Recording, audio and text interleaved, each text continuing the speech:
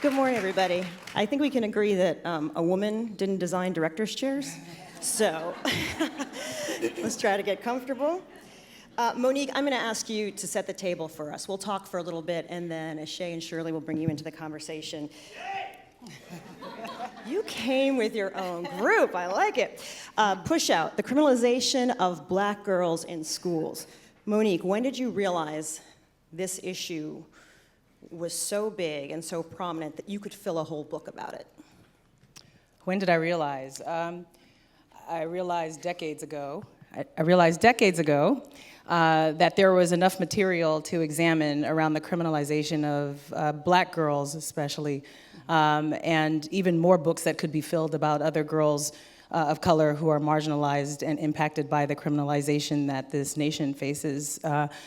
The official story is I started doing this work about 4 years ago, but the real story is that about 2 decades ago, I wrote a street novel about a pimp.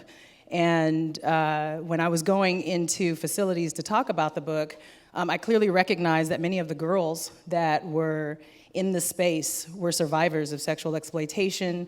They had narratives that were not being explored. No one was visiting them. There were a host of issues that I saw and that I recognized because I had lived through some of those experiences myself, and a critical difference was the ways in which I was able to use education as a protective factor that I know it can be, which these girls didn't have. There's also a series of data that came out within the last 5 years. There was once a time where they didn't collect data in ways that would be useful for analyses around these issues. But the US Department of Education's Office of Civil Rights released data in a way that could be mined for disaggregation around race and gender. And it showed that black girls were the only group of girls who were disproportionately experiencing school discipline across the continuum. That doesn't mean that other girls are not impacted by discipline decisions across the continuum. When I say that, I mean suspensions, expulsions, in-school and out-of-school suspensions. When I say suspensions, contact with law enforcement, arrests on campus, all of these things that push girls out. That have not been a part of the popular narrative that centered so intensely on the conditions of men and boys. And so there was a multiple marginalization that was occurring for girls that I knew could fill a book and more. And so I'm happy and grateful that we're now in a space where we can center this conversation about women and girls, because it forces us into other conversations about justice. And so for this to be part of the defining justice conversation, to me, is critically important. You write about how this criminalization, I'm going to put it in quotes for this moment, because you say it can start as early as preschool. Yes.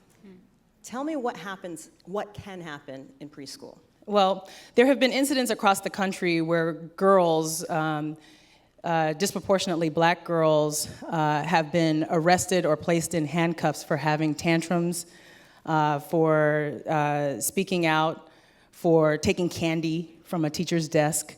And we see these cases, and we've sort of recognized them as unique incidents, but what I wanted to do was demonstrate that they are part of a tapestry of harm and a pattern of abuse that occurs in schools, in spaces that should be locations for learning and healing. We see all this harm taking place. And so, with very young girls, we see black girls, again, disproportionately overrepresented among those who are experiencing suspensions. And I'm often in a space where, I question what we could possibly suspend a baby girl for, right? I'm like, having a tantrum, those of us who are parents or who have been around young children, we know that there are other ways to intervene than to call in law enforcement if a child is having a tantrum.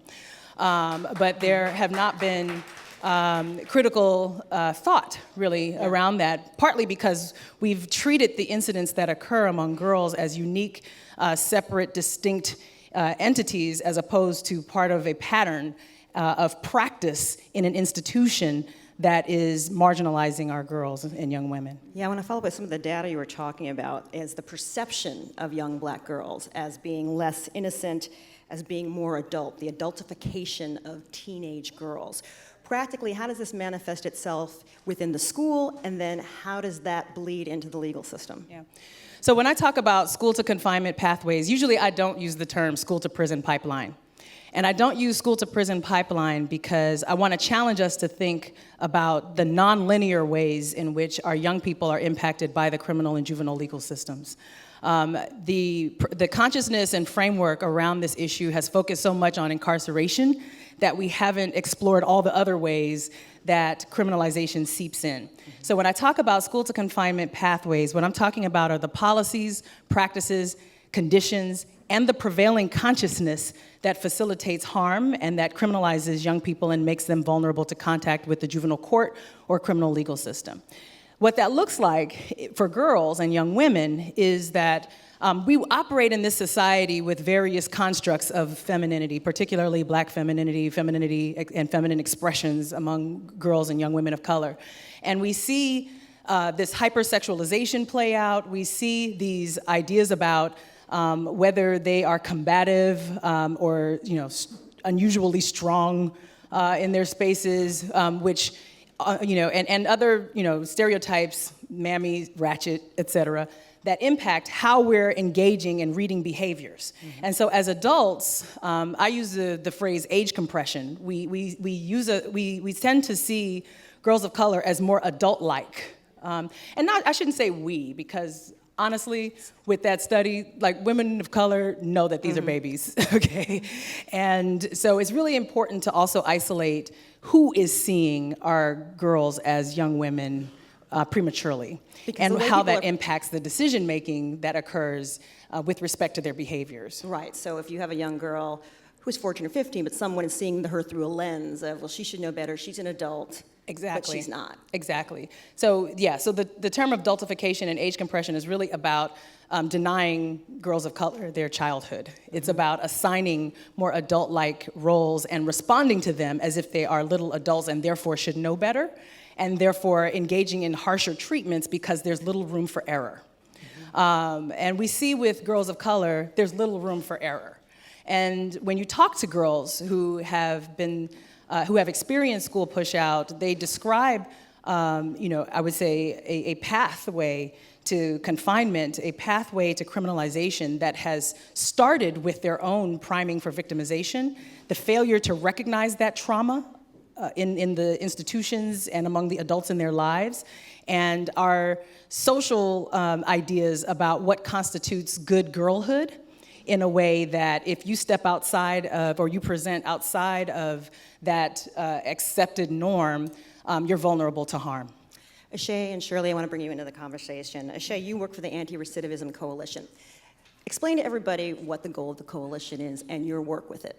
Okay, so I'll say something else first. I want to sort of share my viewpoint on the criminalization of Sure, you want to go there first? girls of color. When I think about the criminalization of girls of color in particular, I think about inadequate and failing systems. I think about the use of incarceration for the protection of girls, and the use of incarceration as a distraction from system accountability. And so when I come as an advocate on these issues, it's by way of personal experience. And I really try to stay grounded in my truth, having firsthand experiences in many of these systems. I think that even in the work, sometimes you can become your platform can become shaken. And I think that events like this sort of bring me back down to my purpose in the work. The Anti-Recidivism Coalition is a nonprofit organization that provides supportive services for formerly incarcerated youth and adults. It is also a policy advocacy entity. And the idea is that people who have survived these systems are the best candidates for reform. And so we try to figure out ways to equip, educate, and really groom ourselves and other people who have experienced the system to lead the movement. And thank you. our experiences do make us the experts, but oftentimes we are not put in the positions of power in order to make meaningful change.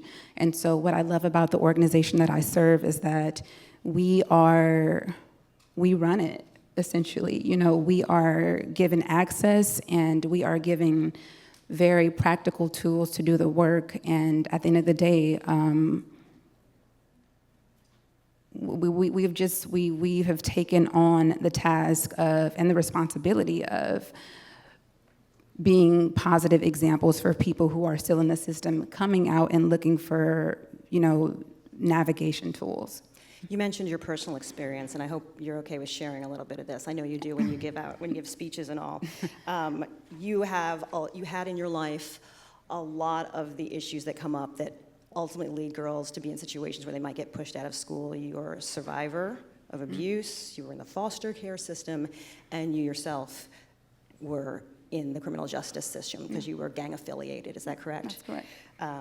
I believe I have that you were arrested, detained for being accessory to murder and possession of a weapon.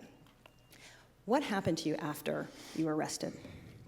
Well, I'll say this. When I was 15, I was charged with a murder that my boyfriend committed. And even after the charges were reduced, there was still a very casual 14-year deal on the table for me. And the arresting officer tried to basically claim my identity in his report. I was a criminal to him, and at the time that I was fighting my case, I knew that the judge didn't know me. He didn't know that I had traveled many avenues of abuse before I arrived there. He didn't know that I was the daughter of a single mother who struggled to raise my sisters and I and to preserve her sanity.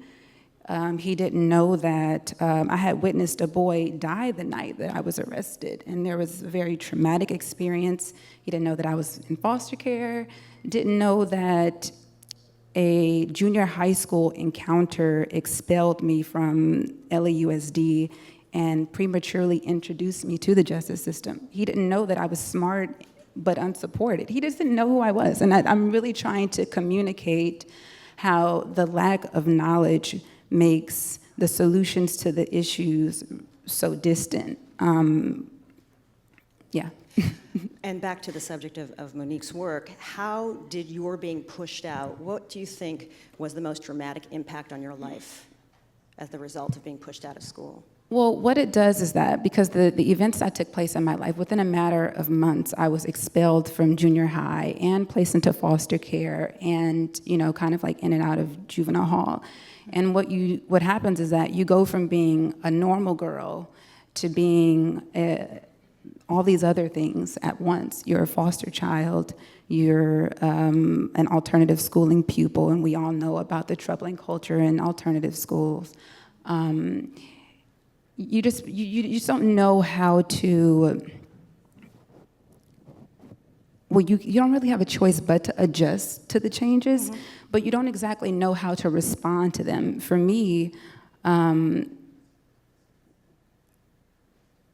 lot of the changes took place in Juvenile Hall, and that was because I earned my GED and I was educating myself, but the truth was that the real issue hadn't been addressed. And so when I was released from Juvenile Hall after fighting that case for about 2 years or so, I started to experience some of the same issues again. I struggled with my addictions and toxic relationships, gang involvement, and it wasn't until my mentors sort of came and snatched me up and exposed me to a different set of possibilities that I was able to sort of realize the potential that I always kind of had. So. And I'm going to get you a minute, Shirley. I haven't forgotten you. Tell people a little bit about these mentors, these people who intervened and really scaffolded and supported you. Sure. So when I was in Juvenile Hall, there was a program called Inside Out Writers who came in and basically we used creative writing as an outlet, ways to sort of channel traumatic experiences, and it was really therapeutic and rehabilitative. When I was released, one of my mentors, she came in to my house and she took me to Century City where a group of entertainment attorneys had learned about some of my poetry, because when I was in Juvenile Hall, I wrote poetry. It was what I really love, and found a lot of like my healthy concept. It was derived from that experience. Well, she came and got me, and they gave me a job that day. And what that did was that it showed me that these were people that I didn't know, and they didn't owe me anything, but they gave me a job. And over the years, I've actually been there for 9 years now, so I've been there for a very long time. And over the years, I found it really challenging that more than the act of criminalization, it's been like the devastating effects from it. I have found myself trying to reinvent myself and discover myself outside of experiences that I've had. And for me, that's meant educating myself. It's meant traveling. It's meant doing this advocacy work. And it's meant dedicating my life to reversing the narrative for girls of color, because as a graduate student, I feel that I have a responsibility, and sometimes I don't want to do the work, and sometimes I don't want to study, and sometimes I just feel really exhausted. But I know that many people are looking to me to set a positive example, and I have to use that as a guiding post. Yeah. Yeah, one of the reasons I wanted to ask you about the mentorship program is because sometimes people will wring their hands about issues like this, and what can we do? Well, we know what we can do, we just have to fund what we can do, right? Yeah. Shirley, let's bring you into the conversation. You too were pushed out of school, and several schools over a course of a couple of different states. Can you tell us a little bit about your experience, and now that you're a grown person looking back on what really happened to you? Well, I had been in and out of school since I can remember, since elementary school. And it came to a point where I was moving school so much that counselors didn't even want to go through my transcripts. I didn't get my transcripts handled until I was 20 years old. And it was because it was so much work. And I had been in so much systems that it just nothing seemed to work. I had gone from 3 different states, from California to Georgia to Kansas, and it was just the same thing over and over again. I had never been in the justice system until I was 17. So it was kind of like my life was leading up to something towards that. But it's been quite a change since then. Can you remember what was the instance that caused you to get expelled at any of these places along the way? Well, I think there was a lot of factors playing into it, environmental factors. Where I lived, I grew up in LA, which is a city where you literally are in between. It's the glamorous lifestyle, and then it's the side where nobody knows of, and it's, the freeway walls are up so high you don't even know what's on the other side. So that was my perspective of it, and I grew up in a situation where I was stuck in between choosing the good life or the bad life. And as a child to a single mother, I had so much free time, and that's where the trouble came. Monique, as we listen to Shirley and Esche's stories, you have a daughter. I have 2 daughters. 2 daughters, excuse me. One of them, Ebony, has worked with you on this project, and she's done some artwork. And I want to put up a couple of slides, and then we can walk through, because some of these slides are really great. They help illustrate some of the issues we're talking about. And I think it's great in your book, there's a guide for parents, for educators, for girls, to ask these kind of questions and go through this exercise. So this slide is about Jennifer. And this is about Jennifer being seen in many ways as a sex object. You're pretty. If I was a pimp, I would recruit you. Tell me a little bit more about your collaboration with your daughter on this. Yeah, I was really grateful that my daughter Ebony stepped into this space with me. And one of the things that I was hoping to accomplish with Pushout was to engage people in the practice of listening to girls. And that's something that we're not accustomed to doing. We're accustomed to telling girls to be quiet or behave or sit still. Mm-hmm. So I wanted her to explore her agitation side and to be a part of this conversation however she felt she could be. And so, with Pushout, I agree with you, Shay, that the most effective advocates are those who are survivors of this system. And so I made it a point to center the narratives of girls, to the dismay of people who wanted me to engage in a policy discussion or, a series of guided recommendations. We do that through the National Black Women's Justice Institute.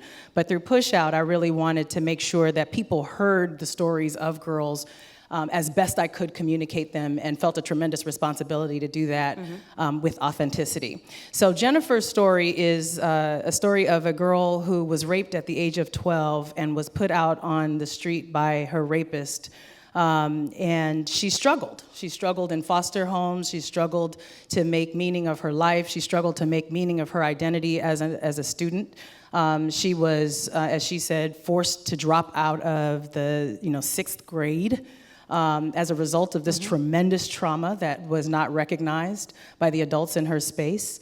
There were fights that would occur, and the institution that was charged with guiding her learning only responded to the fights and not what might have been behind the fights. So there was no rigor around her discussion. And I really love and appreciate Jennifer for sharing her story, because the unfortunate thing about this is that I found Jennifer in a detention center. And so we meet many of our girls who are experiencing the greatest trauma behind bars. Yeah. We meet them after they've been incarcerated because they've been traumatized, because they are survivors of abuse. And that just has to change. But the only way for us to, I think, fully explore what has to change is to listen to their stories and understand the unique vulnerabilities. Now, Jennifer was also a foster child. And so because she was bouncing around from school to school, she was placed in homes where her foster father ended up behaving like a predator, that there were just ways in which she was triggered continuously in this journey for her own recovery and in this struggle for her to engage and recognize her own self. I'm going to ask you for another slide, and we're going to take questions in just a moment from anyone in the audience, so put on your thinking caps. And this is a question for all three of you. We all know that parents, caregivers, loved ones have the talk with young African-American men about police. Do you think we're at a place where we need to have the talk with girls about school, or would that be adding to the issue? What do you think, Esche? That you would have a talk with a teenage girl about, look, this could happen to you in school. If your teacher responds this way, you need to respond this way. Or is that the wrong way to go about it? I'm just curious opinions. I think that it's a conversation that needs to be had. I mean,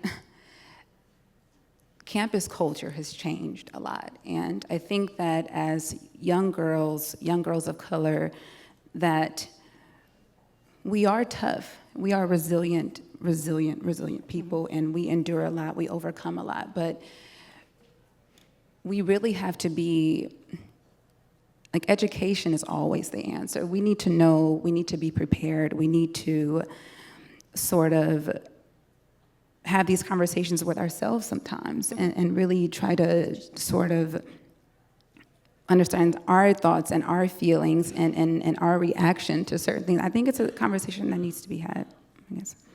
What do you think, Monique? You ready to go? Yeah, because, I have these conversations all the time. I think the conversation, though, and the conversations that I've been having with my own daughters and with other girls in my world is about safety.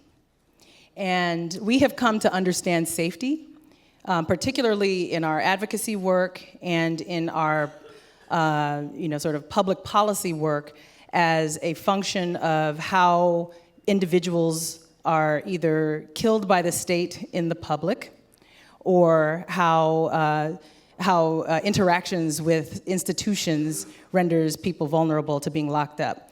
My definition of safety is really about how we protect and engage the emotional, physical, and spiritual well-being of individuals. So conversations about safety and protection in schools has to do absolutely with how you are perceived and how you present, but it also has to do with how you maintain a safety around and against sexual assault, how some of the conversations that we've been having now more robustly than previously around harassment in public spaces, that impacts girls too in schools. Many of the girls that I've interacted with and continue to work with are survivors of sexual harassment and assault in school. And so the conversation about safety is also about that. Okay. Do we have any questions from the audience? And I'm going to ask the AV guys to roll through the next slide so people can see some more of Ebony's work. I think it kind of speaks for itself.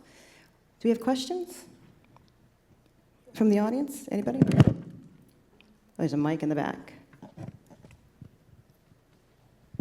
There's a woman right up front here. Oh, thanks.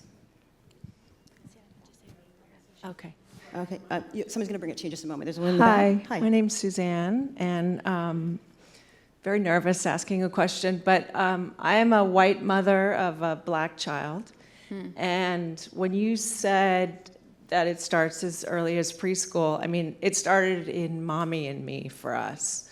I mean, she was treated a lot differently than the other kids, and, I mean, kids bite and pinch, and when she did it, the consequences were much stricter than all the other kids.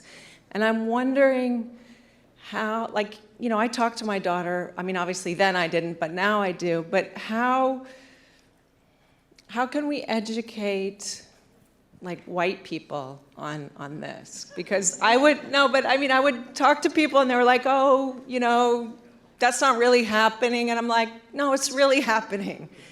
And so I'm just, if you have any insight on that, how do we get that conversation going so that it's not always about talking to my kid about how to protect herself, but about talking to the people that might do her harm? What do you think about in terms also introducing this perhaps into educational curriculums for teachers and caregivers? There are a number of guided decision tools to help educators and others who are interacting with people outside of their own communities, racial communities. I do not expect women of color and girls of color to do the labor of white women. And I know that's not what you were asking, but I feel like I need to say that because that is sometimes an expectation in this conversation. And so it is important to recognize, and in my experience, the conversations that white people have among other white people are the opportunities to explore some of these biases and to commit to doing the internal work to explore what it is. One of the things that I was going to say around age compression is that many of the adults, the majority of the adults who were participants in the study that was just released by Georgetown Center on Poverty and Inequality about adultification or age compression, those adults were white. And so they're looking, there's an external gaze upon the growth and expression of girls of color that we have to interrogate. But people of color have been interrogating these things for generations and generations. And so it's really important, especially today, to really engage in committing to have those kinds of deep conversations, not just about what's happening to your child of color, but also recognizing that there's a lot of deep internal work that has to be done to explore structures of power that perpetuate systems of inequality and inequity. One of my favorite sayings, if I might, is from Dr. Martin Luther King when he challenges us to think about power, and he frames power as, or power at its best, really being about implementing the demands of justice, and justice being about power correcting everything that stands against love.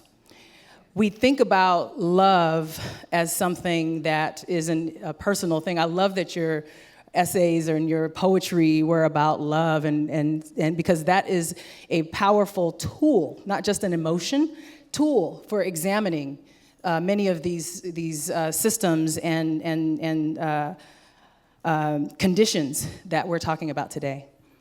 So we're going to end on your idea of do the work. We all need to do the work. Let's thank our panel.